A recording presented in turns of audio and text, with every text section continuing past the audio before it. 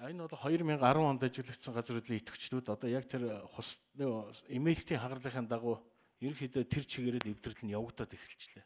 Түрүүн бол үзүүрийн хэсэг, дунд хэсэг гэл хоёр тийшээ ингээд үсчээд байсан бол одоо харах юм бол ерөөсөө тэр чигээрээ тэр хагарал маань эвдрээд эхэллээ гэсэн. Ерөнхийдөө яг энэ хүчтэй газар хөдлөлийн хугацаа маань бол жоохон урт байж болно. Өөрөөр 1000 жил ч юм уу 1200 жил ч юм уу настай. Тэгэхдээ энэний дундуур нь бас гарч ирэх аюул их өндөр байдаг. Тэрний юу гэхээр одоо та нар хэрвээ эргээд санах юм бол дэрэнгийн одоо идэвхтэй структуруудаар болж байгаа газар хөдлөлийн давтамж маань их ойрхон. Одоо жишээл маягтууд нь 5 гарсан хөдлөлт 2 болчихлоо шүү дээ. Дөнгөж сүүлийн нэг 10 жилийн дотор. Тийм үзэгдэл бол энд идэвхжиж ирнэ.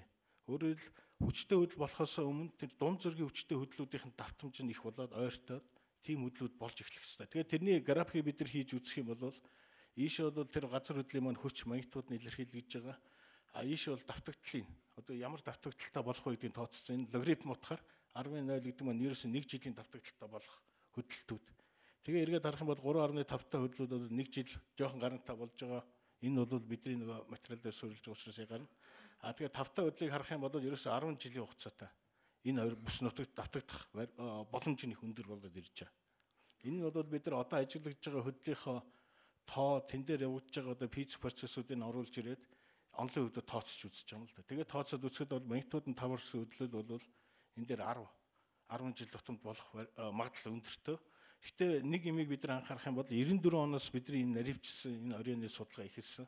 Хэрвээ тэрнээс өмнөх судалгааг оруулаад ирэх юм бол энэ хөдлөлүүд маань яг өшөө доошоо бууж орж байна. Энэ бол максимум хэмжээнд гарч ирж байгаа. Тэгээд энийг бол бид нар сая ерөнхийлөгч тайлбарлсан. Энэ засгийн газар ерөнхийлөгч бүгдэнд бол тайлбарлсан. Энэ одоо ийм байдалтай болчлоо. Өнөөдөр бид нар энэ газрыг хүлээгээд суугаад авах боломжгүй боллоо гэдгийг тайлбарлаад одоо арга хэмжээнүүд нэлээд хүчтэйгээр авагдж байгаа. Ямар ч хэлсэн бид нар хөтөлбөртэй болсон.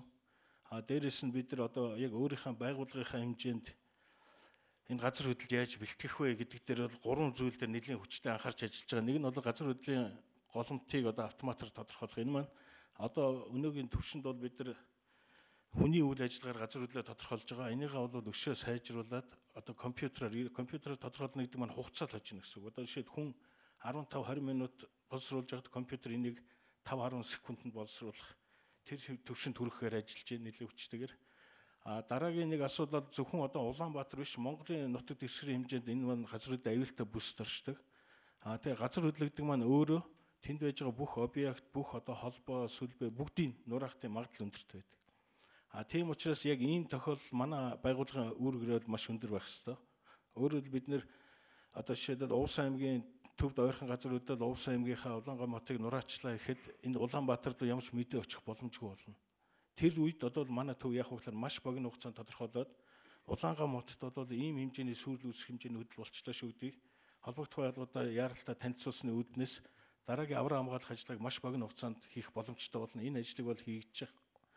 Дараа нь бол хүчтэй газар хөдлөл болцсны дараа хэрвээ гайтич тэр чийлэгч тэр харах юм бол маягтууд нь 8.8 төвд одоо чийлд болоход ерөөсөө 1-2 хоногийн дараа маягтууд нь ахаад 8 өрс хөдөл болсон шүү дээ. 7.6. Тэр маань яг хөөхлөөр яг эхний газар хөдлөлөө тэсээд үлдсэн юм уу шиг буцаага дахиад яг тэр чигээр нураачдаг. Тэгэхээр ийм чиглэлийн судалгаа гаргаад ерөөсөө тэр хөдөл болсны дараах нь одоо ийм магадлалууд байна шүү гэдгийг тогтоох нь нэлээд чухал байдаг. Одоо дараагийн хүчтэй хөдөл ойрхон болох нь биш шүү гэ. Тэр чиглэлийн судалгаа бол одоо эхлээд нэлээд хүчтэй явж байгаа. Энэ бол би зөвхөн өөрийнхөө одоо энэ газар хөдлөлийнхаа чиглэлээр бид нар юу хийж болох вэ гэдгийг л хэлсэн болохоос энэний цаанууд их ажил хийгдсэн гэдгийг бас тэмдэглэх нь зүйтэй байна. Энэ богинохон хугацаанд их ажил хийгдсэн гэж би дүгнэж байна. За баярлалаа.